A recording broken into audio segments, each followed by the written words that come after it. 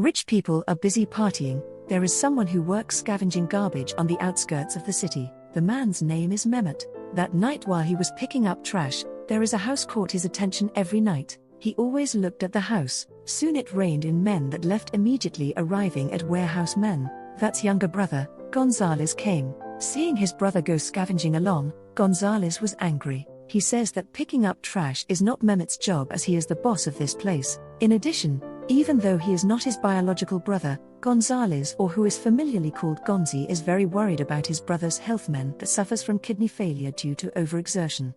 At that time his health is getting worsened and he had to be rushed to the hospital. When they arrived at the hospital, Mehmet's condition was severe. The staff did not immediately help him. They asked to take a queue number and wait for their turn. However, the service of the hospital staff is different when suddenly a woman with a glamorous appearance arrives. She came with her son. The hospital staff immediately helped the child at that moment. Mehmet felt familiar with the woman. Then Mehmet was called. After he was checked, the doctor said that until now there is still no supply of kidney donors for him. During this time, Mehmet often came to the hospital and the answer was always the same. Mehmet was asked to patiently wait until a kidney donor was available. After kidney dialysis, their Uncle Tosin came to pick them up. Uncle Tos and our adoptive parents who have raised Mehmet and Gonzi. On the way home, Uncle Tosin asked about the cost of the operation if one day a kidney donor for him had arrived. Mehmet replies that he has money in savings. Currently the amount is not sufficient, but he just needed to save a little more to cover the cost of the operation.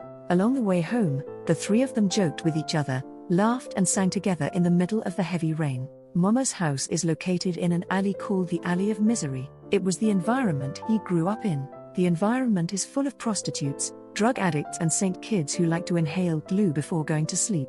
Mehmet always looks at his childhood memories with his mother. He wanted to cure his longing. The next morning, Mehmet is feeling better. After bathing and having breakfast, he went to the garbage warehouse. Along the way, he looked so cheerful. He greets everyone he meets. In fact, he gave money to children who wanted to buy glue. His appearance was completely different from the previous days. When he arrived at the warehouse, the other scavengers were already waiting for him. Mehmet is the boss of the collector. He provides jobs for street children who do not have parents in a place to live. While Mehmet and Gonzi were chatting, Mehmet suddenly remembered their dreams. It's written on Ganzo's birthday. They note several lists of their dreams, such as boarding a plane, staying in a luxury hotel, and so on. However, there is one dream that has yet to come true, which is to find their birth mother.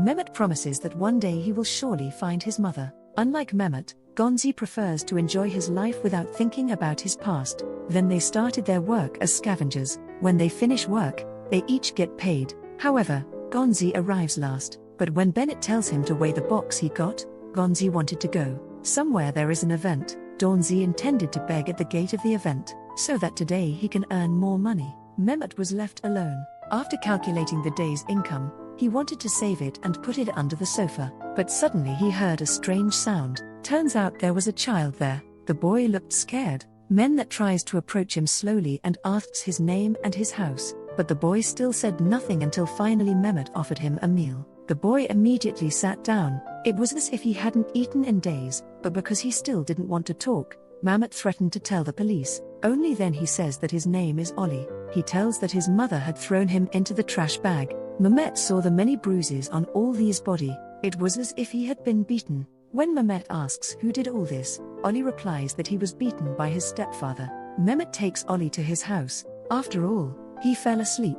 Mehmet called Gonzi. He tells about the child from inside the trash bag. Seeing Ali, Gonzi was very surprised. He didn't know why there was a boy in his sack. Gonzi suggested that they report it to the police, but Mehmet refuses. He decided to take care of Oli. He also asked Gonzi not to tell Uncle Tyson about this. Finally, Gonzi promises not to tell anyone. The next day, Mehmet looked for clothes and other necessities for Oli. While waiting at the clothing store, Mehmet meets the mother and her son he saw at the hospital the other day. However, he noticed that there were bruises on her son's face. Mehmet asks the child's condition. Hearing this question, the woman was suddenly frightened and immediately left. One day they all bathed together in a typical Turkish public bath. While bathing, Ali Mehmet felt sad for the bruises all over Ali's body. On the other hand, Gonzi has seen enjoying the bath with the other children. At that moment, one of the children asked about the meaning of the tattoo on Ganzo's waist. He told that the tattoo is a picture of his parents, although since birth he never knew what they looked like,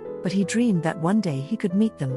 Then Gonzi and all the kids had fun and sang along. After bathing, Mehmet, Ali and Gonzi had lunch at a burger joint. Since Ollie doesn't know his date of birth, Mehmet plans to throw a birthday party for Ollie tonight. Then he took Ali to the cake shop. There, Mehmet asks what kind of cake Ollie likes and all. He said that he likes chocolate cake. When he met the shopkeeper, Mehmet seemed familiar with him. Mehmet often buys cakes there to celebrate the birthday parties of other street children who have no parents and don't know when their birthday is in the kitchen. Men might ask the shopkeeper for used cakes that had not expired. This is so that Mehmet can buy cakes at a lower price. But just as Mehmet was picking the cake, he suddenly heard Ollie scream. Turns out someone wanted to kidnap Ollie. Mehmet is angry at Gonzi for leaving Ollie alone. At night, Ali's birthday party began. All the children have fun and dance together. Gonzi looked gloomy because of what happened this afternoon. He began to think about his brother, who loved Ollie too much. Then it was time to blow out the candles. After the candle is lit, man that tells Ollie to pray first. But Ollie failed to blow the candles and made everyone laugh. Medman invites Ollie to blow it together. After that, Mehmet and Ollie sat along looking at the city. At that moment, all he said is prayer before blowing out the candle. His prayer is that he is eager to have a lot of money and save it, then take his mother away from his evil stepfather. The next day, Mehmet takes Ollie to the beach. He taught Ollie to swim at night. After putting Ollie to bed, Mehmet went to the barn to make a cart so Ollie could join him in scavenging and collecting his own money. But suddenly Uncle Tosin came. They sat down and talked while drinking tea together. Uncle Tosin came to discuss about Ollie. Mehmet is disappointed in Gonzi, who has told Uncle Tosin. Mehmet simply replies that he will take care of Ollie until the boy is ready to meet his mother. Mehmet was sure that Ali's mother would be happy to see Ali again.